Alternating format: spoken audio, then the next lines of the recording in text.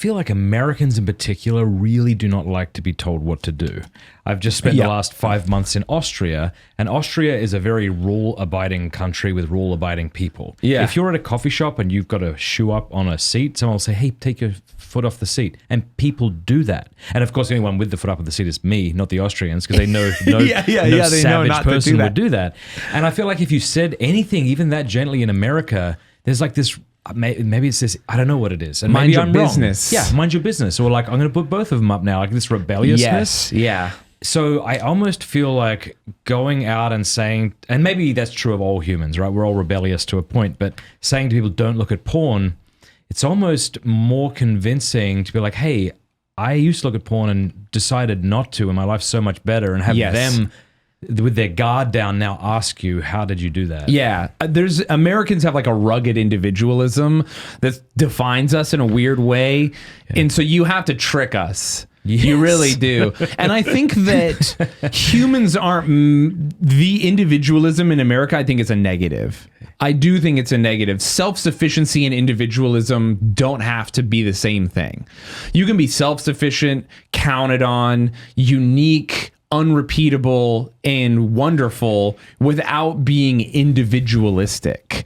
And I think that the fact that we've married the two things is deeply bad for society.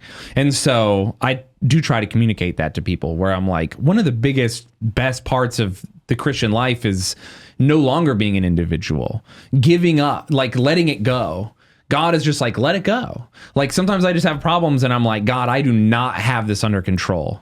Help me, and then, but you need to extend that to the church and the community, like your brothers and sisters. You need to be able to like reach out to someone, your priest or a friend or the men's group you go to or whatever, and be like, I do not have this. Help me, Yeah. So it's really, that's a good part, but for Americans, that's so difficult.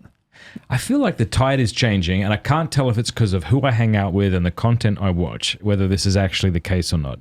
But it felt like when I grew up in the late 80s and throughout the 90s, that porn was cool. Yeah. And if you didn't like porn, you were the problem. You were frigid and uptight, and something may be wrong with you. And of course, this comes from Kinsey and Hefner and all the propaganda. But I'm seeing that today, people who are like, yeah, I'd rather not masturbate to pictures of women pretending to like me. Now that seems like the cool thing, and I think it was always the cool thing, of course. Of course. But what happened? Do you see that more I generally? do. I think that we just redefined porn. Sorry to interrupt you, but because you watch Netflix today, and it's absolutely pornographic in a lot of their shows. So it's maybe we've just redefined what we mean by it. I think it's that there was a glamour, like a sort of like you were the Hefners and stuff. And there was a sort of, I think that there were people in third wave feminism as it began to emerge. Because remember, second wave feminism was anti-porn. They were like, sort of like, how is this empowering to women? Okay. Go be a scientist. What are you doing? And then third wave feminism was kind of like anything a woman chooses is empowering or whatever. And then they were very pro sex work, which is the term they use, which is a weird term, but it makes it sound like you're working. Yeah, I don't know. No, you're like you're clocking in at the sex factory or whatever. So, but like it's a whole thing, and so I don't know. When third wave feminism did that, and then second wave feminism, but the whole idea is that there was a glamour, and then that sheen has been removed because the internet is too good. We can all just see the reality. You can just be like, oh, that woman's not living some like posh lifestyle where she's well respected and everything's going great. She's just kind of like a girl who's doing her thing, and it's like not. She's wounded. She's hurt. Yeah. It's like bad, or just like watching people be like, I have OnlyFans, and you're like, why? And they're like, because I couldn't pay my bills, and you're like, that is really bad. It's the worst situation. Like, and I think we see that, and all of us are kind of like, oh, I don't want to participate in this. It's kind of gross. Yeah. Well, even other things, not just pornography, but I feel like it's kind of cool to save sex till marriage now. Or even like Jordan Peterson in his latest book, he kind of condemns cohabitation. Yeah. What? Yeah. Like we were saying that. You can't just come here the last minute. Yeah. Exactly. Just ride the wave or whatever. Yeah, that kind of stuff is so funny. But again, I might be so out of it, right?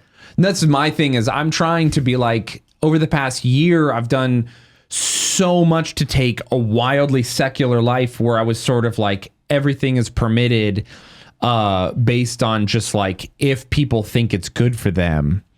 And over time, like, you know, you're online, you're trying to change your online presence, you're trying to change what you consume. It's this incredibly lengthy process. And now I'm like, am I out of touch? Did I like detach myself so much that I don't understand what's going on? Because to me as well, online, like, it does seem like so many people are so interested in like chastity and in like being kind and all these other, like, you know, opinions that are from Christian life that I'm like, what is going on? Yeah. You know, I'll post about... Well, I guess it's like when degeneracy reaches a peak, it's now cool to be counter-degenerate, maybe. Yeah. I mean, that would be what happened with punk rock and straight edge, where like punk rock was sort of like, do drugs, don't participate in society, opt out of society. And then, you know, hardcore and straight edge came along and were like, actually, you're not doing anything except for killing yourself. So what if we opted into society but actually tried to be good and like took care of ourselves and like we're actually there for our friends and family, you know, which is, but like maintained the spirit of punk rock,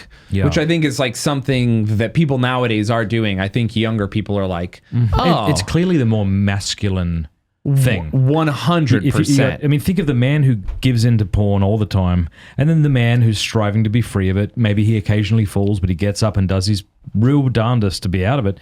One guy, all that's required of him over here is to give in. Just give in to the passions that are, whipping you and driving you around.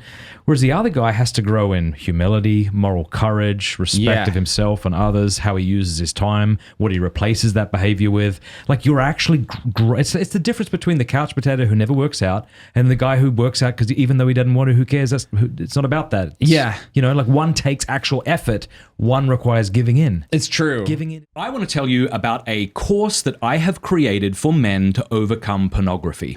It is called strive21.com/Matt. You go there right now, or if you text STRIVE to 66866, we'll send you the link. It's 100% free, and it's a course I've created to help men, to give them the tools to overcome pornography. Usually men know that porn is wrong. They don't need me or you to convince them that it's wrong. What they need is a battle plan to get out. And so I've distilled all that I've learned over the last 15 or so years as I've been talking and writing on this topic into this one course. Think of it as if you and I could have a coffee over the next 21 days and I would kind of guide you along this journey. That's basically what this is. It's incredibly well produced. We had a whole camera crew come and film this. And I think it'll be a real help to you. And it's also not an isolated course that you go through on your own, because literally tens of thousands of men have now gone through this course. And as you go through the different videos, there's comments from men all around the world encouraging each other, offering to be each other's accountability partners and things like that. Strive21, that's strive21.com/Matt, or as I say, text STRIVE to 66866 to get started today. You won't regret it.